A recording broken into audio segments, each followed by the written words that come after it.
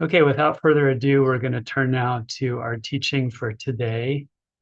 And I want to ground this week's teaching in a Hasidic text that was composed by Rabbi Nachman of Breslov. Rabbi Nachman of Breslov was a Polish Hasidic teacher.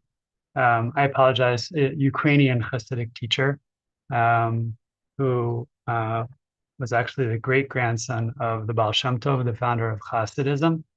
And Rabbi Nachman composed a book called Likutei Moharan, which is really considered to be his magnum opus. And we're going to be just reviewing and studying together a brief teaching from his book, which I feel is very important, especially now because we're living in times when there's a lot of anger in our society and in the culture around us. And this is really a teaching about pacifying anger. So without further ado, I'll ask Anmol to please screen share the source that we're going to be looking at. Rabbi Nachman died very young, in his 30s, of tuberculosis, and was a great spiritual master from a very young age. For those who want to access the Hebrew, the link to this source is available in the chat. You can just open up to the first page. I'm going to read my translation in English, and maybe I'll turn to the Hebrew for a couple of phrases here and there. Okay.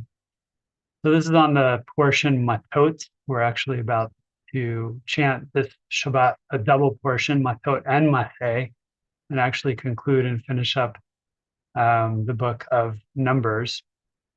And he doesn't begin here with a verse from our Torah portion. He begins actually by going back to the story of Balaam, who tried to curse the Jewish people, the sorcerer who tried to curse the Jewish people and ended up blessing them. Of course, our tradition teaches that Balaam was actually a prophet who was as developed in his prophetic capacity, in his intimacy with the divine and the clarity of his prophecy, as was Moses. They were equals in that regard, although Balaam was really set on using his prophecy for evil, for harm. And Moses was, of course, bent on using his prophetic skills and capacity for good. So what all of this is just to say that even though Balaam is generally characterized as wicked, in this source, we're going to see that the Talmud actually imagines that Balaam has kind of deep insight into the nature of the divine inner life, the inner life of God. And here's what Rabbi Nachman says. This is the meaning of what is written: one who knows the da'at, which can mean a number of things, but in this case, it means the mind of the Most High, which is to say the divine, right? The transcendent divine. This is how Balaam describes himself actually multiple times. Right before he tries to curse the people, he opens his mouth to curse them, and then blessings come out.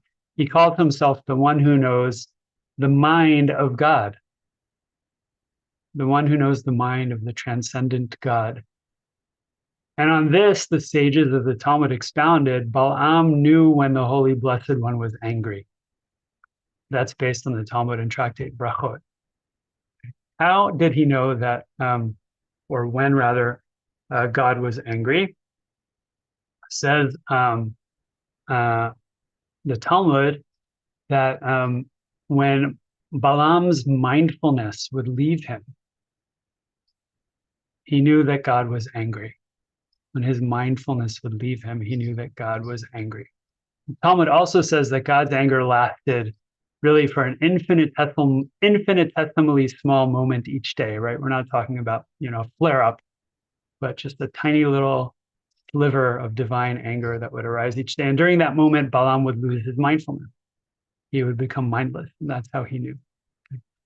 And certainly this is an interesting theological claim, but what I want to do here is exactly what Rabbi Nachman himself does, which is to follow Heschel's lead. Rabbi Abraham Joshua Heschel taught that the Torah is actually not our book of theology, but God's book of anthropology, which is to say that any claims about the divine made in the Torah say more about us than they do about God, right? And so now we'll be able to explore how Rabbi Nachman applies this teaching to us, human beings. He says, when da'at isn't settled, again, da'at here refers to the mind, that is, when the mind isn't settled, there tends to be anger. As our sages taught, whenever we get angry, our wisdom leaves us. That's from the Talmud in Psachim 66b. Therefore, when Moses, our teacher, may he rest in peace, got angry at the Israelite soldiers returning from the battle, his own had to teach Israel to immerse vessel. There's a lot I'm going to do, right? Which is to say, experience anger. Why was Moses angry? The Torah teaches in this week's Torah portion, actually, that the Israelites actually went to battle against the Midianites. Why did they go to battle against the Midianites? Because the Midianites had sent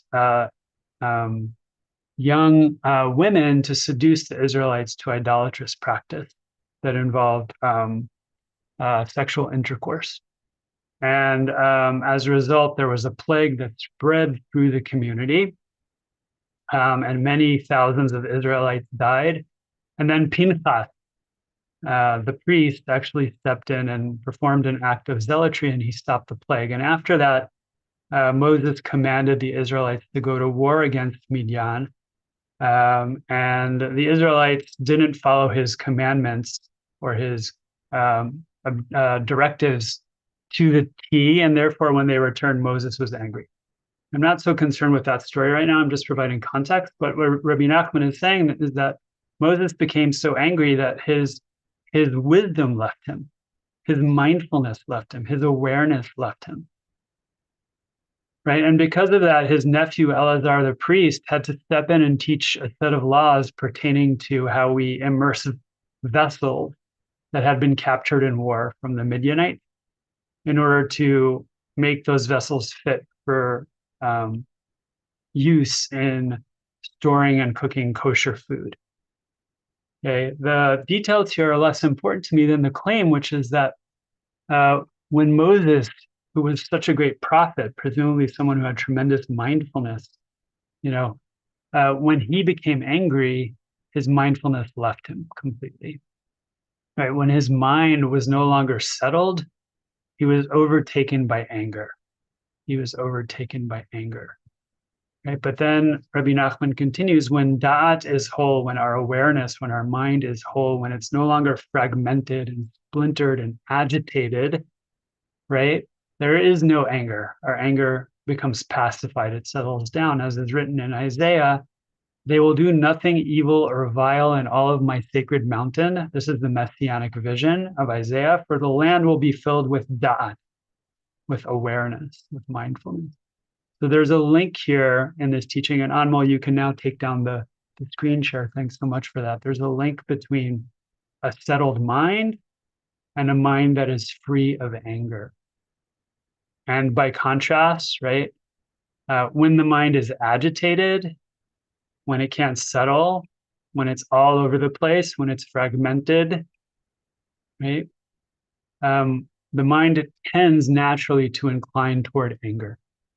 And now, just by show of hands, if you're able, right, how many of us have had the experience where we become angry and we completely lose our awareness, our mindfulness, our wisdom? It just seems to evaporate, right? How many people have had that experience? That's certainly been true in my experience many times in my life. This is kind of how it works. We kind of become totally identified with and blended into that intense reactivity, right? And it appears as if our awareness and our wisdom completely and totally leaves us. It feels that way, doesn't it? Right. And then maybe when we calm down, when the mind settles, when the body settles, when the conditions change, we engage in some retrospective reflection, and we realize, oh my God, what happened to me? I had no mindfulness. I had no awareness. It's as if I was overtaken by some intense, reactive force that completely clouded and crowded out, right, my wisdom, my awareness, my mindfulness. This is the common human experience that Rabbi Nachman's pointing to. But he's also providing instruction here, and he's saying, when we're in that kind of state, we can neutralize our anger. We can pacify our anger. How? By settling the mind. By settling the mind. And also, in addition to that, because what he's suggesting is that anger is an outgrowth of a mind that is agitated and restless, right? We can also use this teaching to help be, as it were, watchful or vigilant about noticing the antecedent to full-blown anger, right? Which is simply the quality of mental agitation that arises out of resistance to or aversion to whatever situation, condition, experience we're having right now. So we have two wonderful tools here now at our disposal. The first is, if we go in reverse order from how I shared them initially, right? The capacity to notice the very subtle beginning of agitation in the mind before it actually becomes full-blown anger. And then once we're already angry, right, the capacity to then pacify our anger by intentionally engaging in practices that help us bring the mind back to a settled, calm state. So that's exactly what we're going to do in our meditation practice today. I want to invite us to adopt a posture that feels dignified, one that works for your specific body. If you're able, allow yourself to relax deeply into your seat and notice the sensation of your feet on the ground. You can feel the ballast and the support of the earth beneath you, or the chair beneath you, or the ground beneath you. And at the same time, to the degree that we're able in our bodies, we adopt a posture that has some lift or uplift in it. And we're not hyperextending the spine or intensely pulling our shoulder blades back toward one another. Just a soft, erect spine if we're able. If not, please adopt a posture that feels comfortable for you, that minimizes pain and discomfort. And let's take a couple of intentionally deep breaths all the way down into the belly.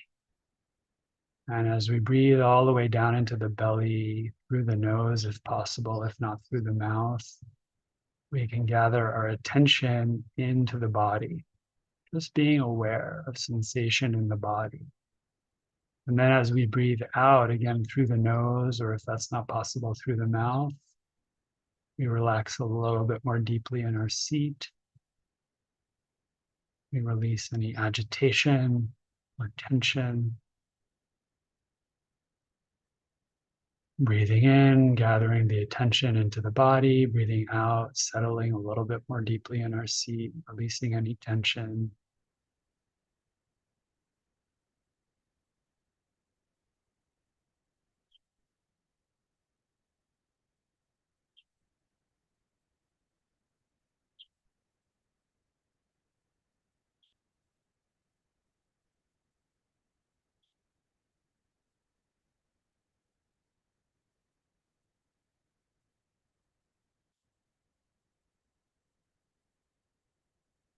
I'm going to teach you a practice now that can really help pacify the mind when we're caught up in a bout of anger.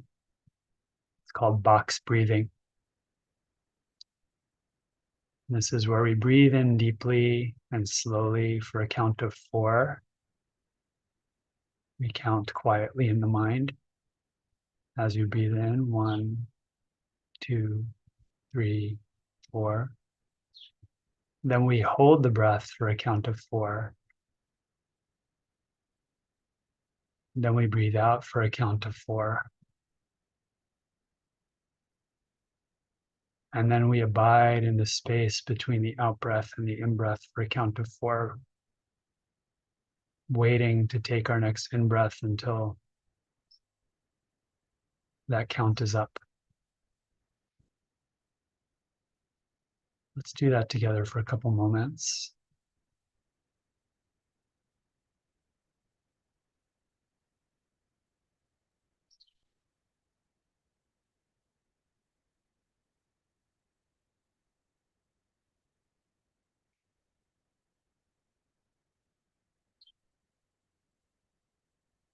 Deep belly breathing here to the extent that we're able.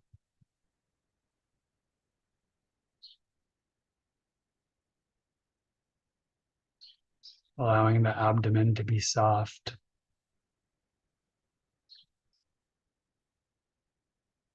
relaxed.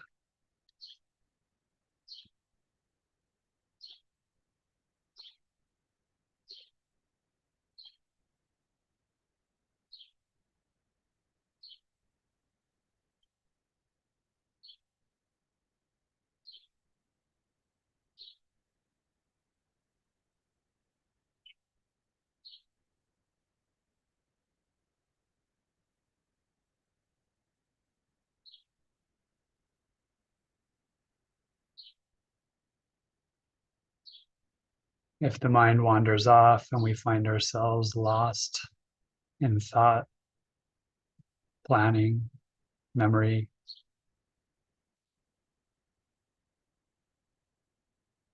we gently acknowledge the truth of distraction with kindness, with compassion, and then we come back to our box breathing.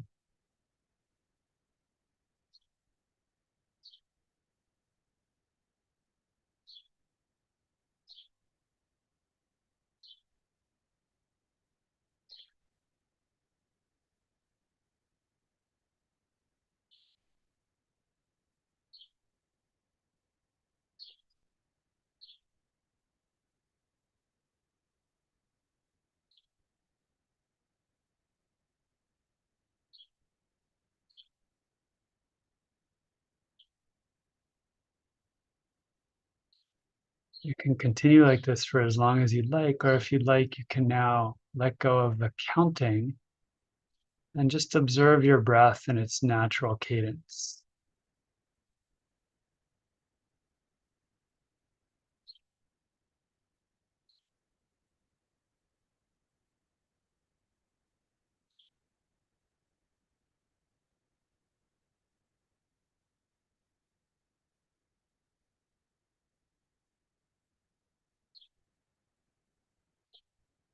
And notice if the mind feels calm or agitated, settled or restless,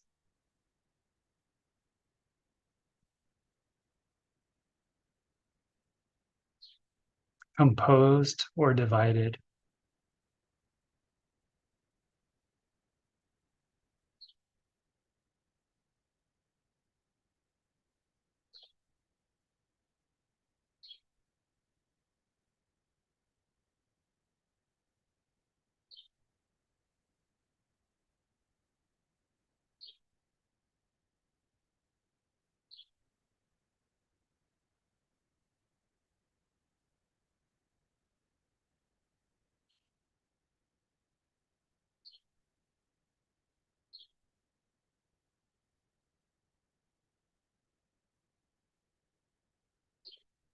If the mind is calm and composed, at some point you may begin to experience some subtle agitation.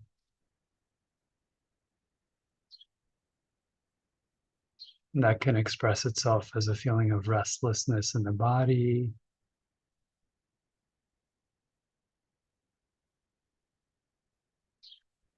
a mind that's reaching for something other than what is here now.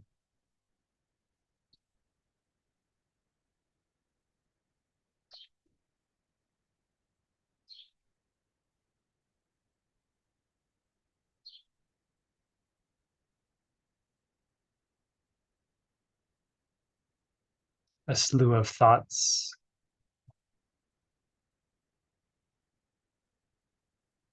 making their way through your mind.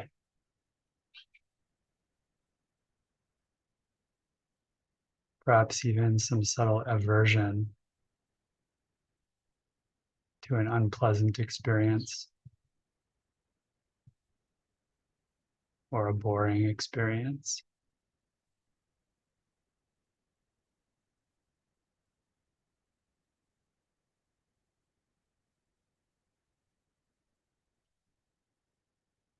It's the subtle agitation that might begin a cascade that leads to full-blown anger.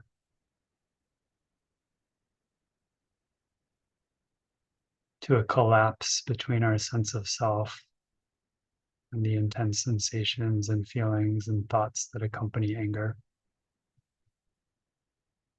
But if we're bearing witness, if we're noticing the agitation, we can pacify the mind before it becomes caught up in the intensity of anger. So if there is agitation, you can return to that box breathing practice and pacify the agitated, restless mind, the aversive mind, the unsettled and divided mind.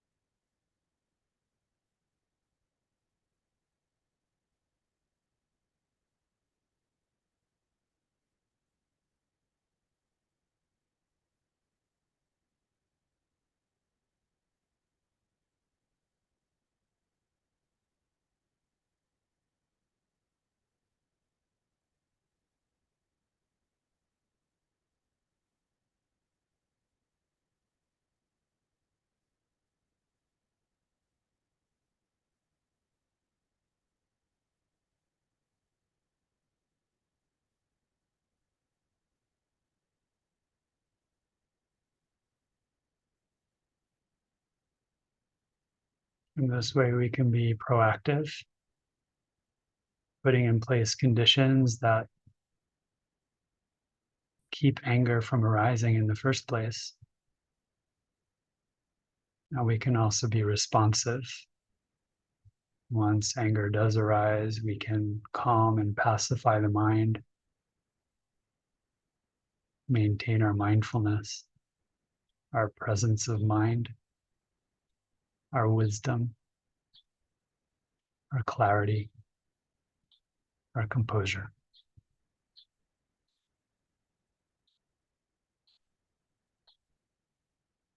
So we'll turn now to Mourner's Kaddish. If you'd prefer to continue sitting in silent repose, you're welcome to do that. And if you'd like to recite Kaddish with me, you're welcome to add in the chat the names of the people for whom you're reciting Kaddish and whose memories you're calling to mind and heart today.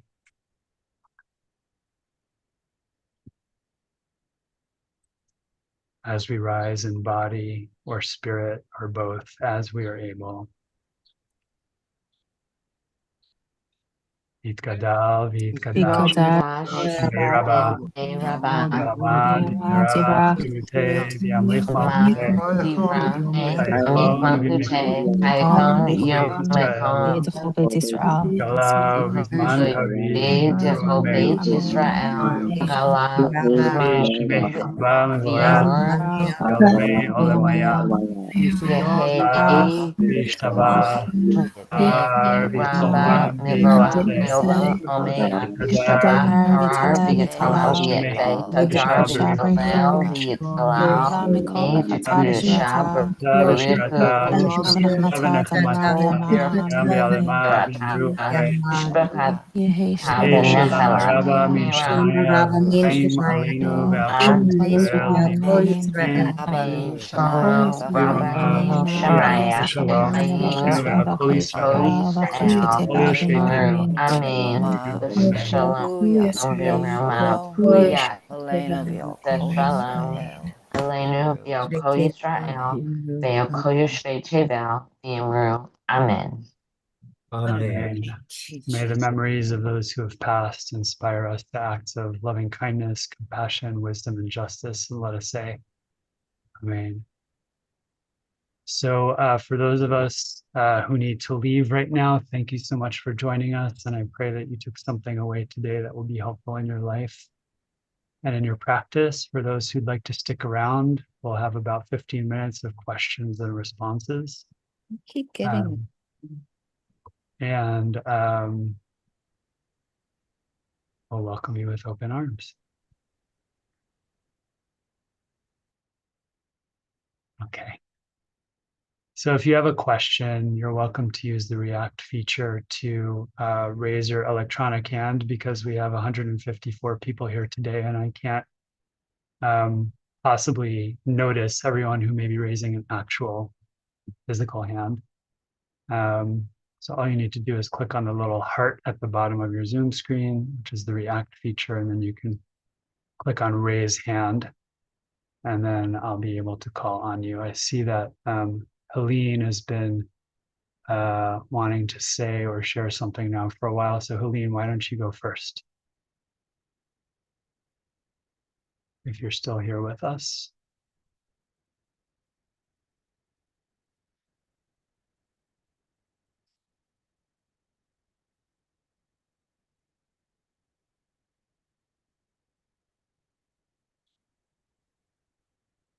Okay.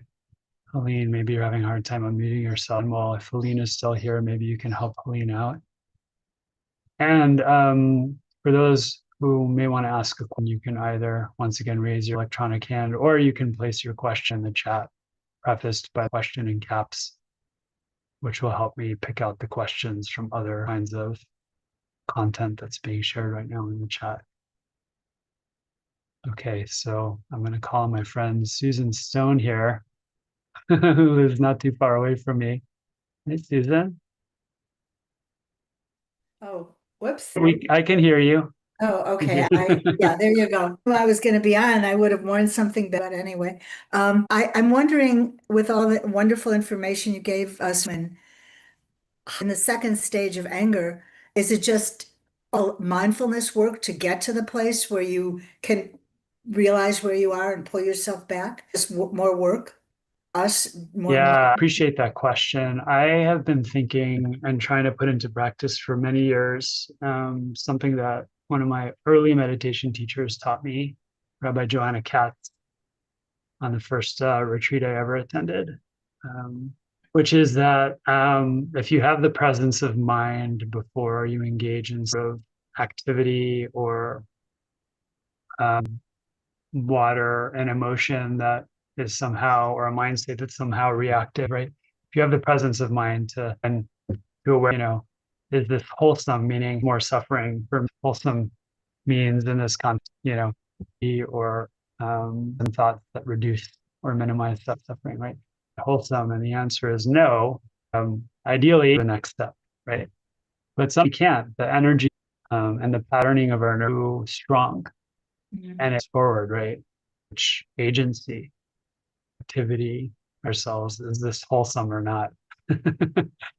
And if the answer is yes, we don't have to worry about it. If the answer is it's wholesome. If it's unwholesome, at least we're doing it with awareness, and maybe that will to stop ourselves midstream. But if we end up going through with it, then at least we can ask ourselves, was that wholesome? And if right, then we have a learning to get, well, what causes and gave rise to that mind state or emotion? Where to have choice, before it kind of built steam? Was there kind of a trajectory, right? Where maybe first a subtle agitation, and then it maybe became chin, and then maybe irritation, and then it became, You must have been. Maybe. How did you know all that? Yeah, well, there's a lot of anger right now, and it's bound to seep into our minds, right? And so the point is, at whatever stage, right? At least then you create the condition, mind state, not to arise in the future, right? Or that emotional state not to arise in the future. And you begin to develop, right, about and the causes that give to unwholesome emotions and mind states. It's really helpful because the word wholesome can pop into my mind and almost like and I can pull, Yeah. Yeah. I mean, there's techniques also, there's also the technique of applying the antidote, which is where there's a very strong, unwholesome mind state. Ask ourselves real quickly, and then we don't have to ask ourselves. It just becomes second nature. You know, what's the opposite of this quality? So the opposite of intense anger, right? It's not a quiz experience. Yeah. Presence, peaceful, a mind posed, and you know. So what you would do is you would actually imagine contented, right? And you set awareness with that. If you're able to pull up that kind of an image or a memory, tone of that memory, until it really kind of begins to work its system and it cuts through unwholesome emotion, and that's applying the antidote. There are many, many ways to work with like unwholesome emotional, so today was really just a quick kind of turnkey thing that we can do to bring down the heat, and help the mind return to a calm state. Thank you, Sam. That was really helpful. Thank you. Of course. Yeah, let's see if there are other questions here. I don't know, we do have questions. Yeah, Judy, similar question here, right? Box breathing is hard to calm. It's very true. With practice, but determine for ourselves what helps us to baseline, when overtaken by intense anger or reactivity. And sometimes all we can do is reflect retrospectively after the fact and make amends and commit to not doing it again, and that's an important part of our spiritual practice also. It's called teshuvah, but little catch ourselves earlier and for state steamrolls right into a full-blown state of anger or Pauline, go ahead.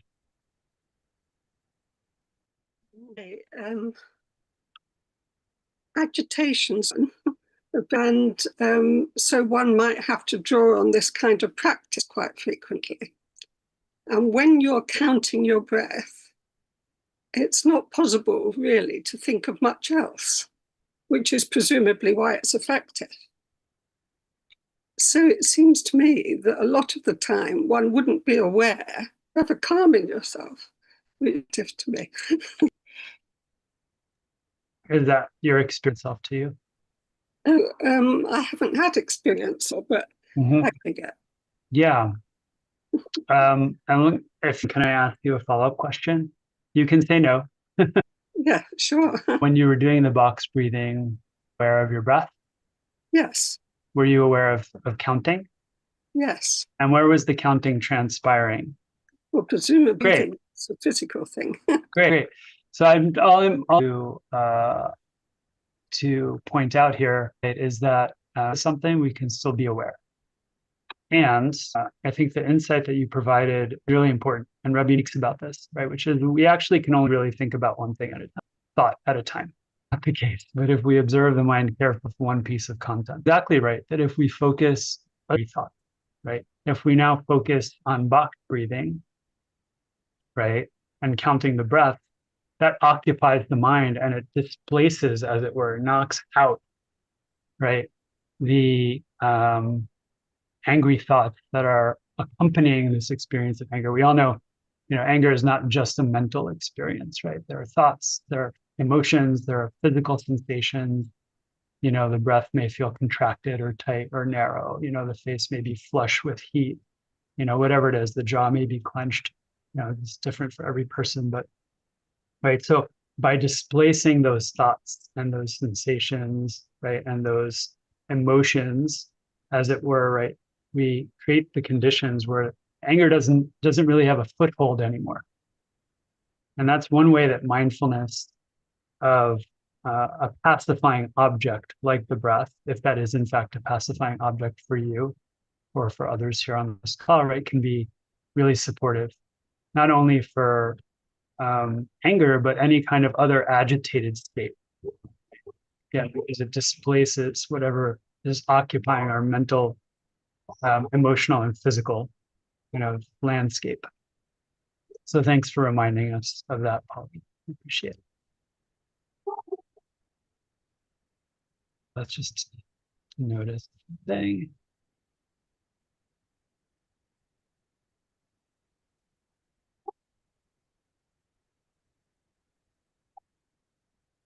Cheryl asked a really important question here, right? I find when angry, then can we return to the anger to hear it's possibly, absolutely.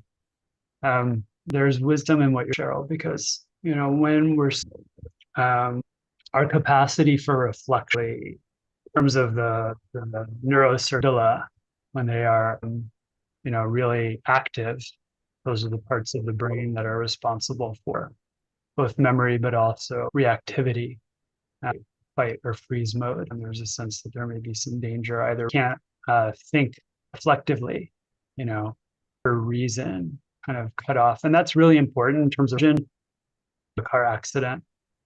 And you're about to, and you have a split second, avoid it. The idea at that point to pause and think about, well, what are my options here? You want the nervous gear, right? The adrenaline to run the system, and to be an automatic response. And so the amygdala and that work with them, and the whole body, right, endocrine system and so on and so forth, right? Do act, but right, when we're no longer hypervigilant, return to a difficult emotion, collective emotion, and we can hold it in our mindful awareness with a lot of love, have a conversation with it.